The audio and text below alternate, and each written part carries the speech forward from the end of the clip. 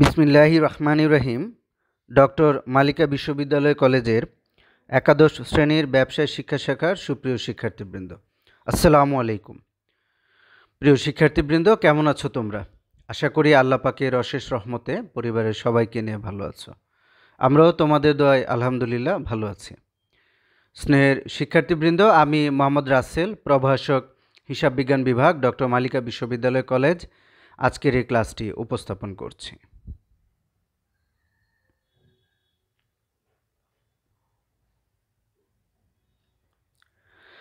স্নেহের শিক্ষার্থীবৃন্দ, আমি তোমাদের হিসাব বিজ্ঞান প্রথম পত্র পড়াচ্ছি। হিসাব বিজ্ঞান প্রথম পত্রের দ্বিতীয় অধ্যায় পড়ছিলাম আমরা, যেটির নাম হচ্ছে হিসাবের বইসমূহ।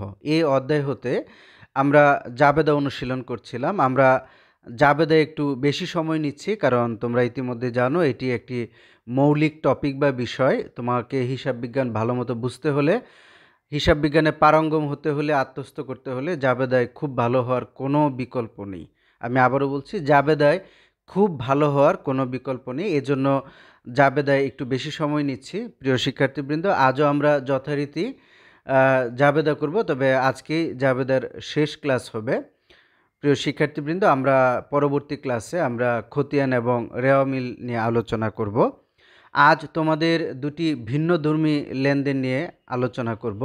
প্রিয় শিক্ষার্থীবৃন্দ, ইতিমধ্যে আমরা অলমোস্ট সব ক্যাটাগরির জাবেদা বা জার্নাল আমরা করেছি। আশা করি তোমরা জাবেদাগুলো পারবে। প্রিয় শিক্ষার্থীবৃন্দ, চলো এবার জাবেদায় যাওয়া যাক।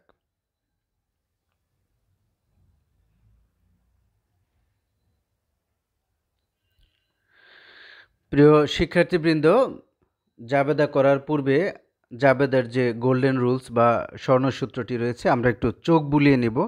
ইতিমধ্যে আশা করি তোমরা সেটি একেবারে আত্মস্থ করে ফেলেছ। ব্যয় এবং সম্পদ বৃদ্ধি পেলে ডেবিট, হ্রাস পেলে ক্রেডিট। অপরদিকে আয় দায় স্বত্বাধিকার বৃদ্ধি পেলে ক্রেডিট এবং হ্রাস পেলে ডেবিট।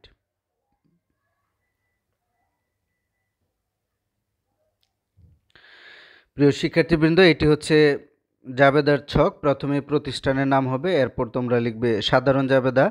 5 কলাম বিশিষ্ট একটি ছক হবে, তারিখ, বিবরণ, খতিয়ান পৃষ্ঠা, ডেবিট টাকা এবং ক্রেডিট টাকা।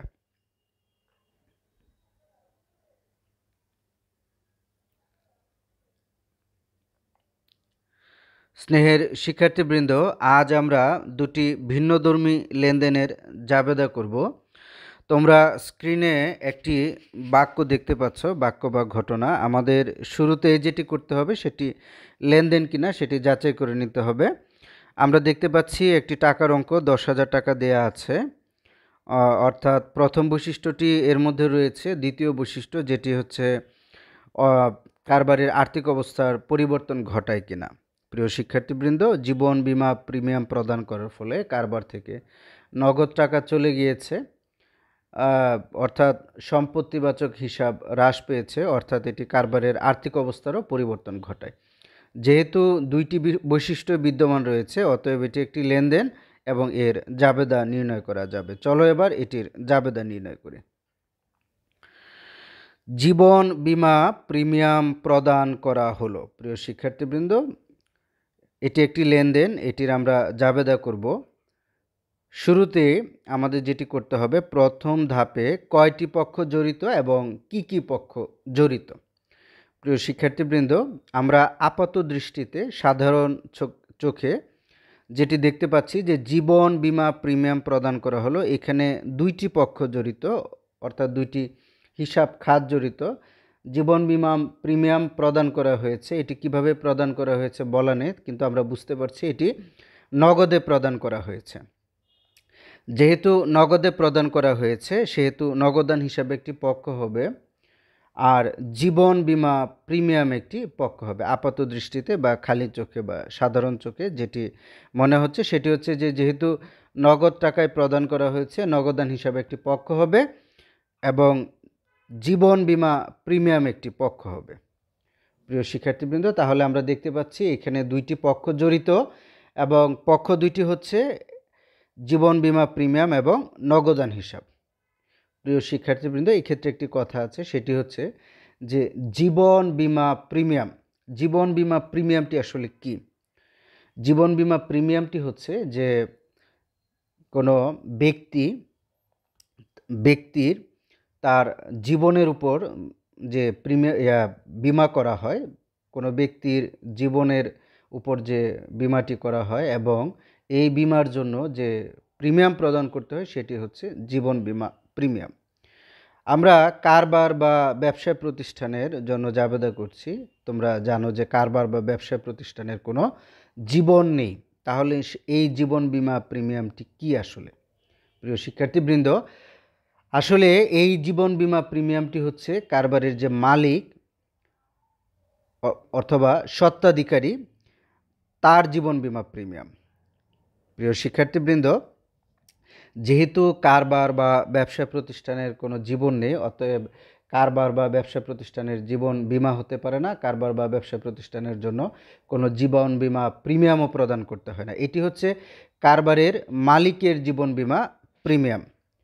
তাহলে আমরা যেটি দেখতে পাচ্ছি যে এই যে জীবন বীমা প্রিমিয়ামটি প্রদান করা হয়েছে এটি কারবারের কোনো খরচ নয়, এটি হচ্ছে কারবারের মালিকের একটি খরচ।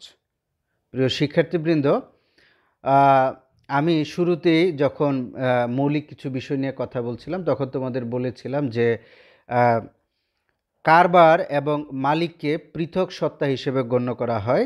প্রিয় শিক্ষার্থীবৃন্দ, এই দুইটি এক নয়। যৌথ মূলধনী কোম্পানির ক্ষেত্রে কারবার এবং ব্যবসা প্রতিষ্ঠান দুইটিকে পৃথক বলে গণ্য করা হয়।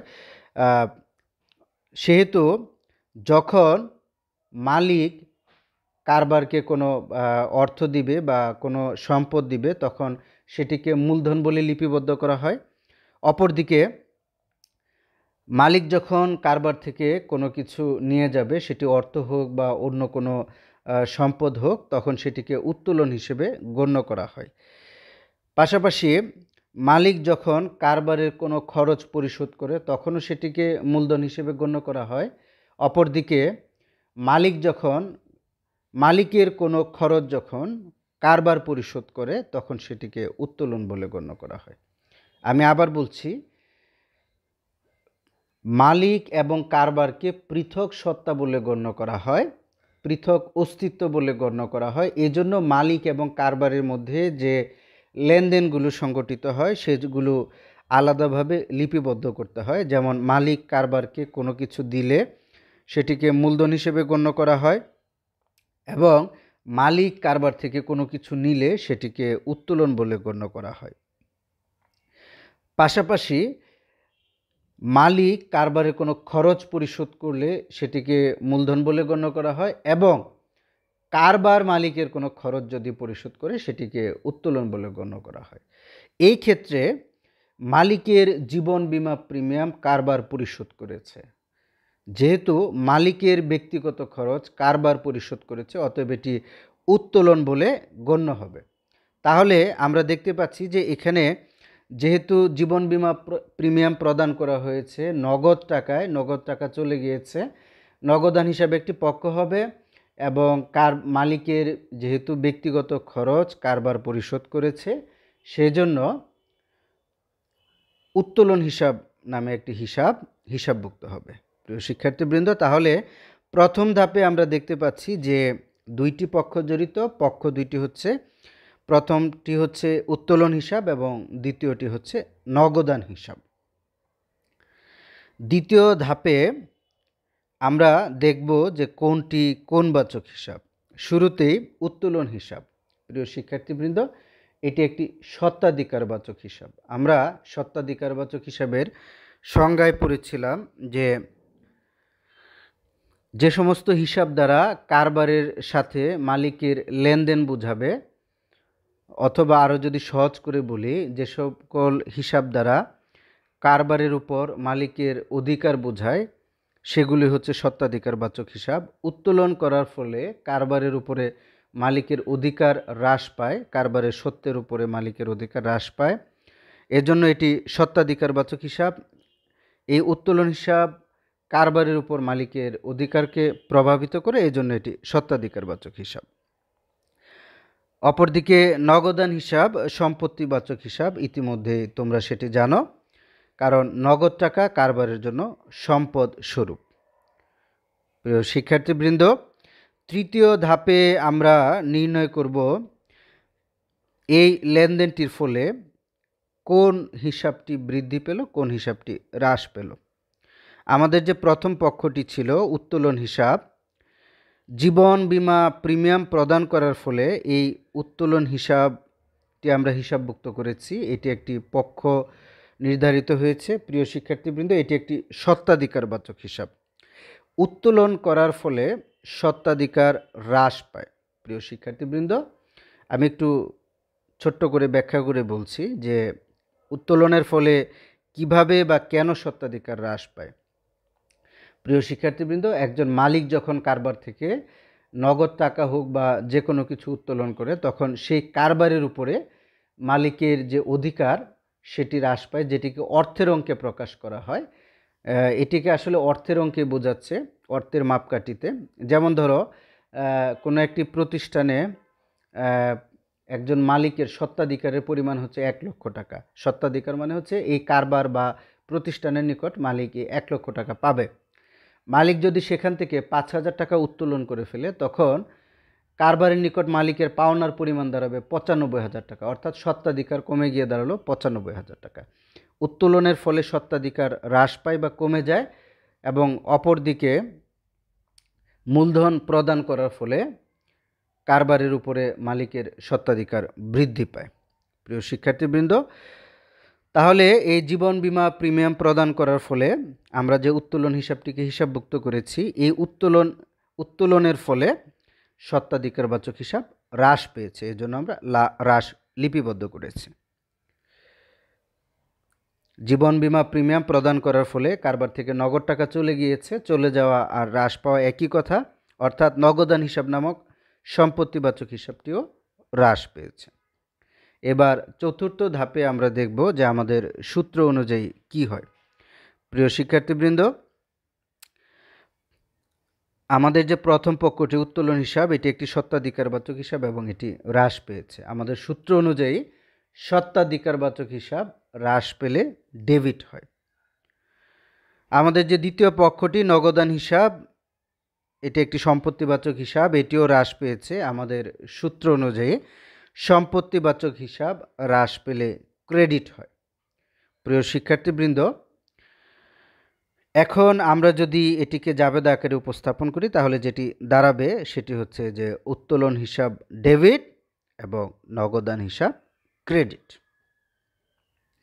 প্রিয় শিক্ষার্থীবৃন্দ, এটি একটি ব্যতিক্রমধর্মী লেনদেন ছিল। জীবন বীমা প্রিমিয়াম প্রদান করা হলো 10,000 টাকা, কারবার থেকে 10,000 টাকা নগদ চলে গিয়েছে, নগদান নামক সম্পদ হ্রাস পেয়েছে। সম্পদ হ্রাস পেলে ক্রেডিট করতে হয়, এজন্য নগদান হিসাব ক্রেডিট।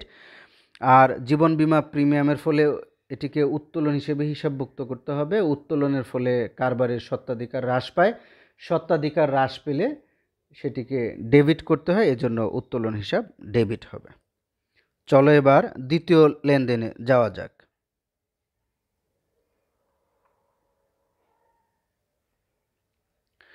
স্নেহের শিক্ষার্থীবৃন্দ, তোমরা স্ক্রিনের উপরের দিকে একটি বাক্য বা ঘটনা দেখতে পাচ্ছ।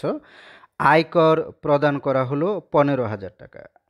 এখানে একটি টাকার অঙ্ক দেওয়া আছে 15,000 টাকা, এবং আয়কর প্রদান করার ফলে কারবার থেকে নগদ টাকা চলে গিয়েছে, অর্থাৎ সম্পত্তিবাচক যে হিসাব খাতটি রয়েছে সেটি হ্রাস পেয়েছে বা প্রভাবিত হয়েছে, অর্থাৎ এটি কারবারের আর্থিক অবস্থার পরিবর্তন ঘটায়। আমরা দেখতে পাচ্ছি যে দুইটি বৈশিষ্ট্য বিদ্যমান রয়েছে, অতএব এটি একটি লেনদেন।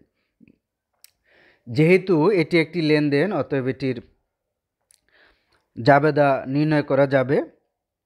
প্রিয় শিক্ষার্থীবৃন্দ, চলো এবার জাবেদা নির্ণয় করা যাক। 4 ধাপ বিশিষ্ট একটি ছকের মাধ্যমে আমরা এর জাবেদাটি নির্ণয় করব। প্রিয় শিক্ষার্থীবৃন্দ, প্রথম ধাপে আমাদের যেটি করতে হবে যে কয়টি পক্ষ জড়িত এবং কি কি পক্ষ জড়িত সেটি নির্ণয় করতে হবে। আয়কর প্রদান করা হলো, এটি কিভাবে প্রদান করা হয়েছে বলা নেই, কিন্তু আমরা বুঝতে পারছি যে এটি নগদ টাকায় প্রদান করা হয়েছে, অতএব নগদান হিসাবে একটি পক্ষ হবে এবং আয়কর একটি পক্ষ হবে। তাহলে আমরা দেখতে পাচ্ছি যে প্রাথমিকভাবে খালি চোখে বা সাধারণ চোখে যে এখানে দুইটি পক্ষ জড়িত, এবং পক্ষ দুটি হচ্ছে যে আয়কর হিসাব এবং নগদান হিসাব। প্রিয় শিক্ষার্থীবৃন্দ, এক্ষেত্রে একটি কথা আছে, সেটি হচ্ছে যে আয়কর। আয়কর বিষয়টি কি? আয়কর হচ্ছে কোনো ব্যক্তির ব্যক্তিগত আয়ের উপর যে সরকারকে কর প্রদান করা হয় সেটিকে আয়কর বলা হয়।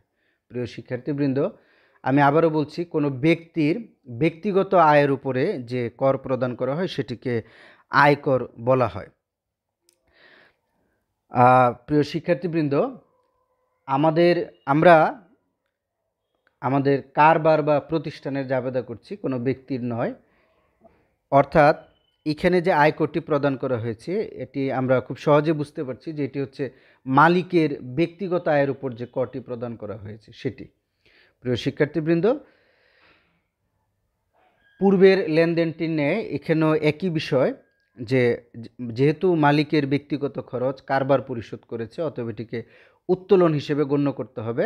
অর্থাৎ নগদান হিসাবে একটি পক্ষ হবে এবং উত্তোলন হিসাবে একটি পক্ষ হবে। তাহলে প্রথম ধাপে আমরা যেটি দেখতে পাচ্ছি যে দুইটি পক্ষ জড়িত, একটি পক্ষ হচ্ছে উত্তোলন হিসাব এবং আরেকটি পক্ষ হচ্ছে নগদান হিসাব। দ্বিতীয় ধাপে আমাদের নির্ণয় করতে হবে কোনটি কোন বাচক হিসাব। পূর্বের ন্যায় আমি যেটি আলোচনা করেছিলাম যে উত্তোলন হিসাব স্বত্বাধিকার বাচক হিসাব, কারণ উত্তোলন দ্বারা স্বত্বাধিকার বাচক হিসাব প্রভাবিত হয়। একটি কারবারের উপরে ওই কারবার বা প্রতিষ্ঠানের মালিকের যে অধিকার রয়েছে উত্তোলনের ফলে সেই অধিকার হ্রাস পায়, এজন্য এটি স্বত্বাধিকার বাচক হিসাব, এটি স্বত্বাধিকারকে প্রভাবিত করে। নগদান হিসাব সম্পত্তিবাচক হিসাব, নগদ টাকা কারবারের জন্য সম্পদ স্বরূপ। তৃতীয় ধাপে আমাদের নির্ণয় করতে হবে কোনটি হ্রাস পেল কোনটি বৃদ্ধি পেল। প্রিয় শিক্ষার্থীবৃন্দ, আমি পূর্বেই বলেছি পূর্বের লেনদেনটিতে যে উত্তোলনের ফলে স্বত্বাধিকার হ্রাস পায়, আর আয়কর প্রদান করার ফলে কারবার থেকে নগদ টাকা চলে গিয়েছে, অতএব নগদ নামক যে সম্পত্তিবাচক হিসাবটি রয়েছে সেটিও হ্রাস পেয়েছে। চতুর্থ ধাপে আমরা দেখব যে আমাদের সূত্র অনুযায়ী কি হয়। প্রিয় শিক্ষার্থীবৃন্দ, আমাদের যে প্রথম পক্ষটি ছিল উত্তোলন হিসাব, এটি একটি স্বত্বাধিকারবাচক হিসাব, এটি হ্রাস পেয়েছে। আমাদের সূত্র অনুযায়ী স্বত্বাধিকারবাচক হিসাব হ্রাস পেলে ডেবিট করতে হয়। আমাদের দ্বিতীয় পক্ষটি নগদান হিসাব, এটি একটি সম্পত্তিবাচক হিসাব, এটিও হ্রাস পেয়েছে। সূত্র অনুযায়ী সম্পত্তিবাচক হিসাব হ্রাস পেলে ক্রেডিট করতে হয়।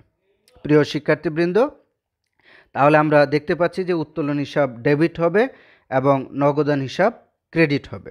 আমরা যদি এটিকে জাবেদা আকারে উপস্থাপন করি তাহলে যেটি দাঁড়াবে সেটি হচ্ছে যে উত্তোলন হিসাব ডেবিট 15,000 টাকা, নগদান হিসাব ক্রেডিট 15,000 টাকা। প্রিয় শিক্ষার্থীবৃন্দ, আয়কর প্রদান করা হয়েছে 15,000 টাকা। এই আয়কর প্রদান করার ফলে নগদ টাকা কারবার থেকে চলে গিয়েছে, নগদ নামক সম্পদ কারবারে হ্রাস পেয়েছে, এজন্য নগদান হিসাব ক্রেডিট। উত্তোলনের ফলে স্বত্বাধিকার হ্রাস পেয়েছে, এজন্য উত্তোলন হিসাব ডেবিট হবে। প্রিয় শিক্ষার্থীবৃন্দ, তোমরা এই জাবেদা দুটি খুব ভালো মতো অনুশীলন করবে এবং আমি পূর্বে যে তোমাদের জাবেদাগুলো করিয়েছি সেগুলো ভালো মতো অনুশীলন করবে।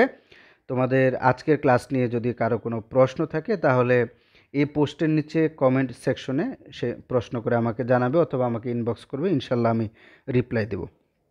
আগামী ক্লাসে তোমাদের সাথে ইনশাল্লাহ দেখা হবে। সে পর্যন্ত ভালো থাকো, অনেক ভালো থাকো। আল্লাহ হাফেজ, আসসালামু আলাইকুম।